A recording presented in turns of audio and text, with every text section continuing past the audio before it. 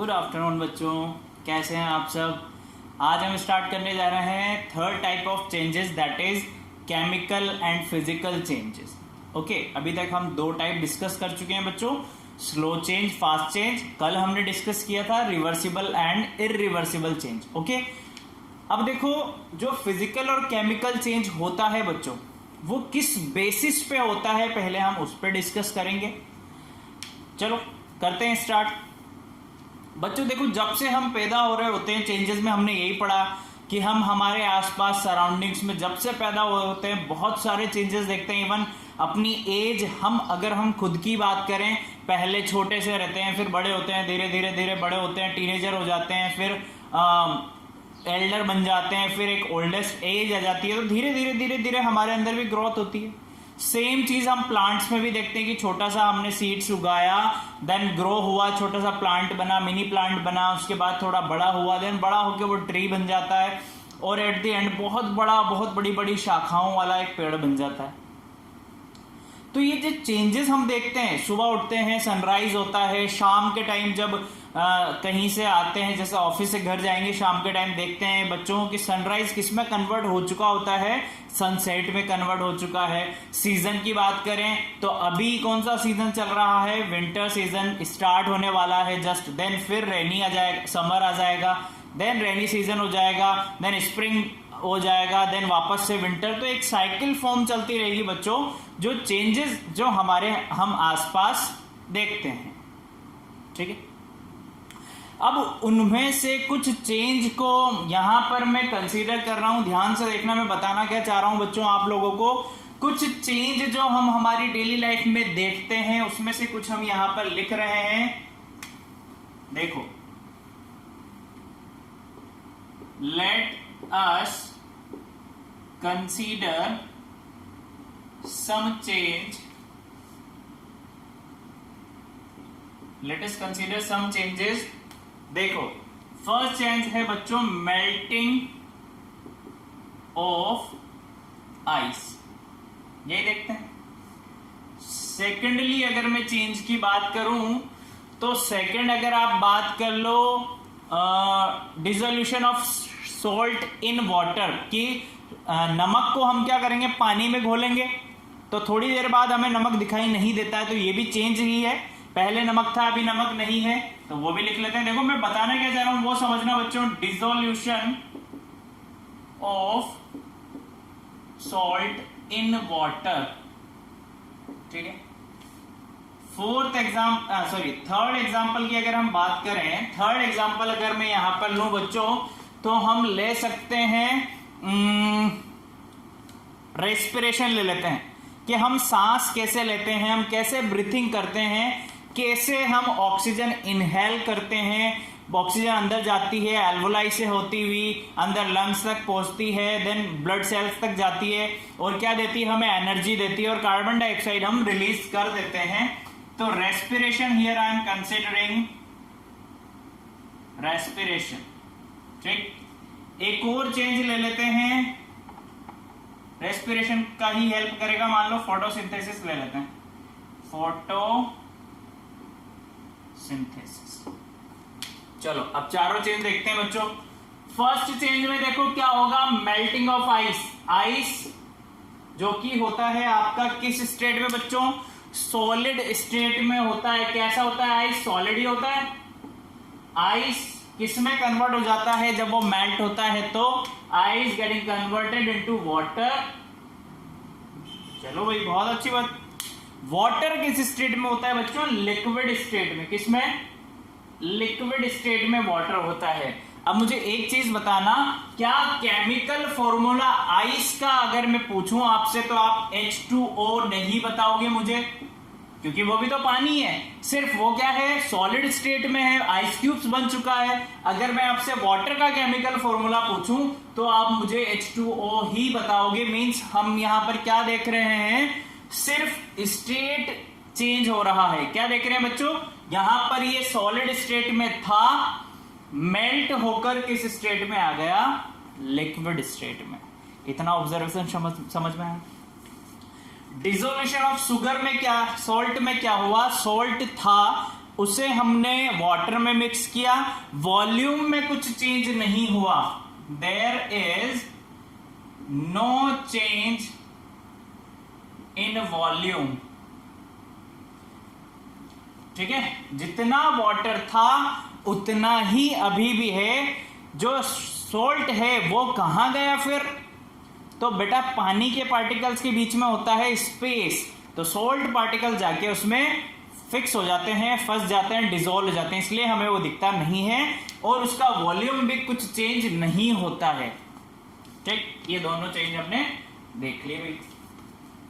मतलब कुल मिला के हमें क्या हो रहा है, इस केस की बात कर लो या इस केस की बात कर लो, no new substance is form. दोनों केस में हमें कोई भी नया सब्सटेंस आफ्टर द चेंज, ध्यान से सुनना, दोनों ही केस में हमें आफ्टर द चेंज कुछ नया सब्सटेंस नहीं मिला।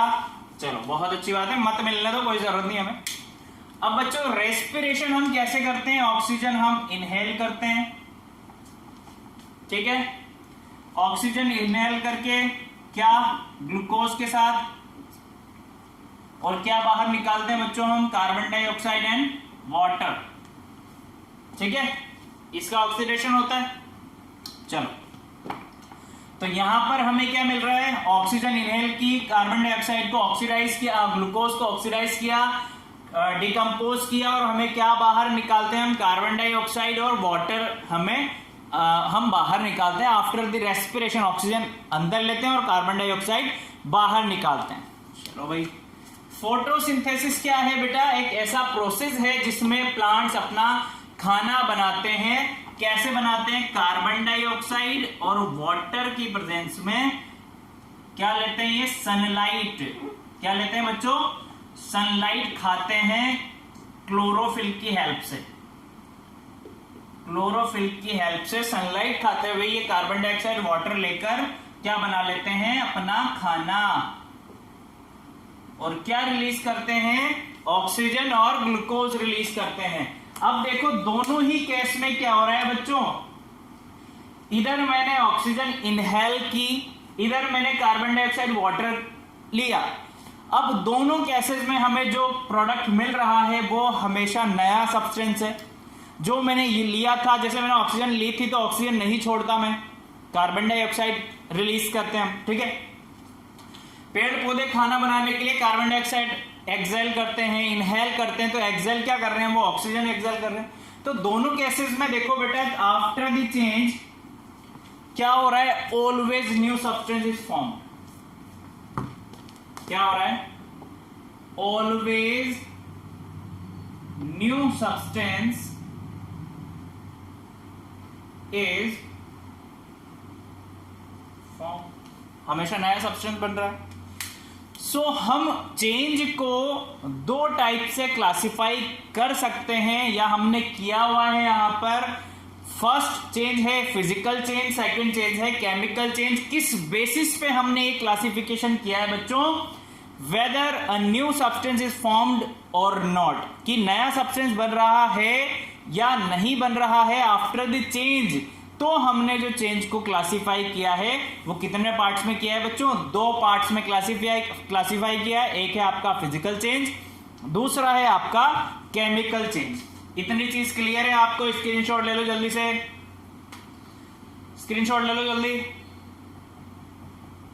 चलो अब एक एक करके पढ़ते हैं ना। ये मैंने आपको समझाया है कि हम फिजिकल चेंज या फिर जो केमिकल चेंज की आप बात कर रहे हैं वो किस बेसिस पे पढ़ रहे हैं, किस बेसिस पे हमने उसका क्लासिफिकेशन किया है, ठीक है। अब वन बाय वन हम डिस्कस करेंगे।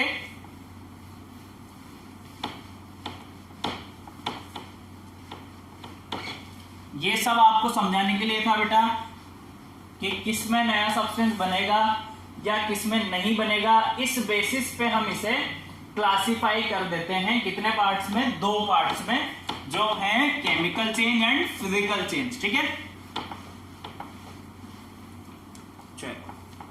सबसे पहले हम डिस्कस कर लेते हैं, फर्स्ट डिस्कस करेंगे हम फिजिकल चेंज के बारे में। फिजिकल चेंज, ठीक है। अब बच्चों फिजिकल चेंज क्या होता है, देखो फिजिकल चेंज एक ऐसा चेंज होता है जिसमें चेंज होने के बाद हमेशा नया सब्सटेंस नहीं मिलेगा। एक ऐसा चेंज जिसमें हमें जो सब्सटेंस आप यूज कर रहे हो उसकी फिजिकल प्रॉपर्टी तो चेंज होगी, बट कभी भी केमिकल प्रॉपर्टी चेंज नहीं होगी। कहने का मतलब यह है कि जो सब्सटेंस आप यूज कर रहे हो, जो मटेरियल्स आप यूज कर रहे हो, उसकी फिजिकल प्रॉपर्टी तो चेंज हो जाएगी। यानी स्टेट चेंज हो गया, मान लो कलर चेंज हो गया, साइज में आपको चेंज देखने को मिल गया, बट कभी भी ऐसा नहीं होगा कि चेंज होने के बाद हमें कुछ नया बनता हुआ दिखाई दे या कुछ नया सब्सटेंस मिल जाए। Are you getting my point? कभी भी कुछ नया नहीं मिलेगा, सिर्फ फिजिकल प्रॉपर्टी ही चेंज होंगी। ऐसे चेंज को हम बोलते हैं बच्चों फिजिकल चेंज। क्या बोलते हैं? Physical change. तो here I am writing the definition of the physical change, a change in which the physical properties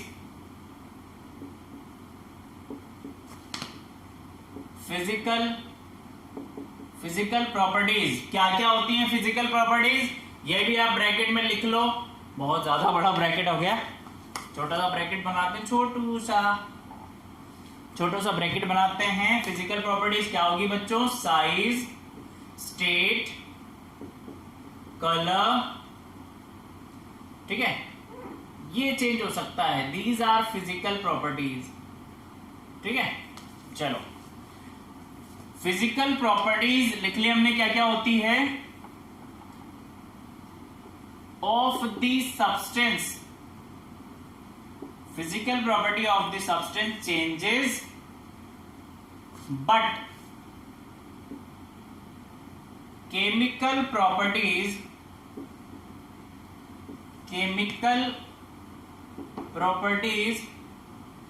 does not change.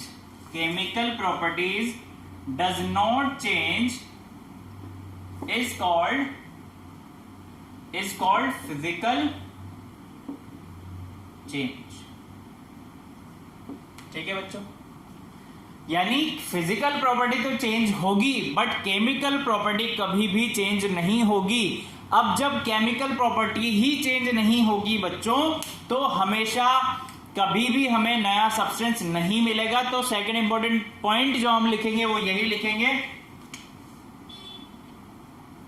No new substance is formed in this change. यानी कभी भी नया substance form नहीं होगा, हमेशा जो आपने यूज किया है वही आपको मिलेगा।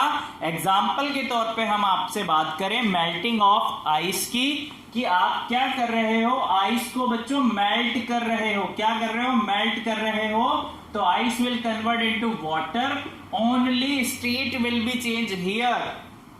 सॉलिड स्टेट से वाटर लिक्विड स्टेट में कुछ आपको मिल जाएगा। ऐसा कहें आप कि कुछ नया मिलेगा, तो ऐसा चेंज में पॉसिबल नहीं है। हमेशा स्टेट चेंज हो रहा है, फिजिकल प्रॉपर्टी चेंज हो रही है। चलो भाई, अब जब फिजिकल प्रॉपर्टी हो रही है तो क्या मुझे वाटर से वापस आइस नहीं मिल सकता क्या बच्चों? मिल जाएगा इजीली वाटर से आइस। वहां पर हम क्या कर रहे थे? हीट दे रहे थे। यहां पर हम क्या करेंगे? कूलिंग देंगे। अगर वाटर को मैं कूलिंग दे रहा हूं तो मुझे वापस से आइस मिल जाएगी। ये पॉइंट मैं आपको समझाना चाह रहा हूं कि फिजिकल चेंज में अगर आप क्या कर रहे हो, जो कंडीशंस आपने लगा रखी हैं या किसी फिजिकल मेथड को अप्लाई करके आप अपना ओरिजिनल सब्सटेंस वापस से ला सकते हैं। हमने आइस ही लिया था, हमने क्या किया था? आइस को हीट दी, किसमें कन्वर्ट हो गया? वाटर को। वाटर को वापस से कूलिंग दी, किसमें कन्वर्ट हो जाएगा? आइस में। तो हम इस चेंज में कंडीशन रिवर्स करके या फिर कोई फिजिकल मेथड लगा के अपना ओरिजिनल सब्सटेंस ला सकते हैं, पर ऐसा हर केस में नहीं होगा। ठीक है, तो ये वाला पॉइंट भी लिख लेते हैं हम।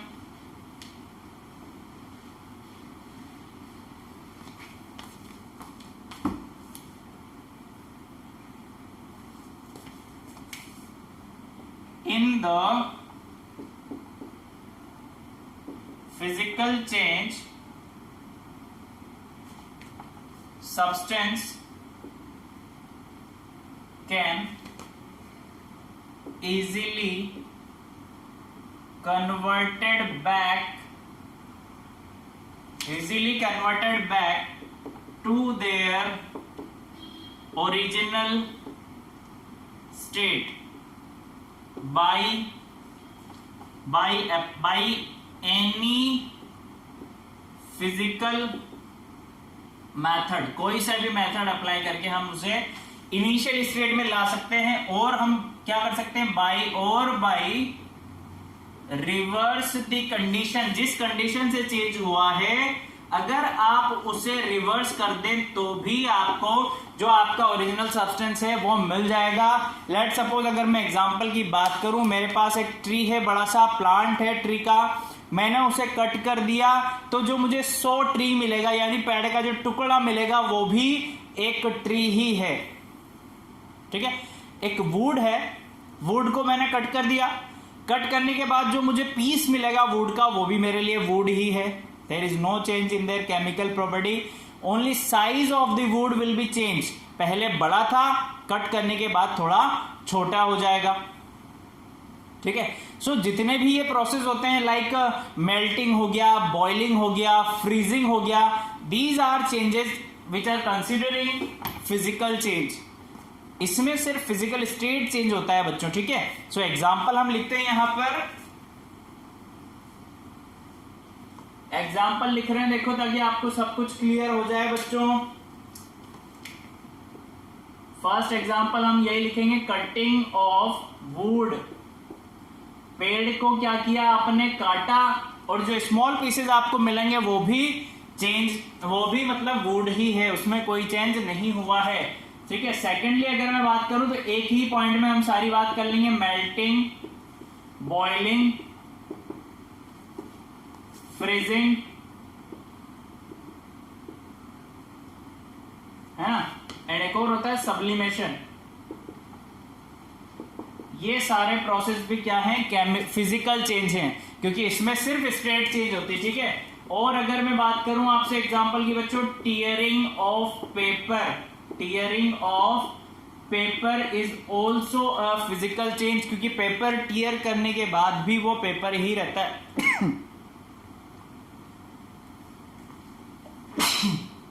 सॉरी, पेपर टीयर करने के बाद भी पेपर ही रहेगा, ऐसा नहीं पेपर टीयर करने के बाद कॉपी बन जाए, ऐसा नहीं होगा। ठीक है, चलो भाई, स्ट्रेचिंग ऑफ रबर, कि मेरे पास कोई रबर बैंड है, मैं उसे क्या कर रहा हूं, स्ट्रेच कर रहा हूं। अब जैसे ही मैं अपना फोर्स हटाऊंगा वो अपनी इनिशियल पोजीशन में आ जाएगा और वापस से जो रबर था वो आपको मिल जाएगा। ठीक है, पुटिंग ऑन और ऑफ, ऐसे में लिखते हैं, पुटिंग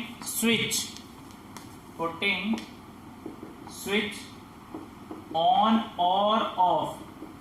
जो लाइट का स्विच होता है आपका, आप उसे ऑन करोगे तो या लाइट का है या फैन का है, ऑन करते फैन ऑन, ऑफ करते फैन ऑफ, तो ये भी क्या है, एक फिजिकल चेंज है। ठीक है, ringing of an electric bell, जो बेल है इलेक्ट्रिक बेल, उसका रिंग करना भी एक फिजिकल चेंज ही है। ठीक है, squeezing of clothes in washing machine में जो कपड़े आप धोते हो बच्चों, स्क्वीजिंग जब होता है उसमें निचोड़ते हो तो कपड़े क्या होते हैं, जो पानी होता है उसमें वो निचोड़ जाता है और सिर्फ कपड़े आपको वैसे के वैसे मिल जाते हैं। तो वो भी क्या है बच्चों, एक फिजिकल चेंज ही है। ठीक है, और हम बात करें, so blowing of air in balloon,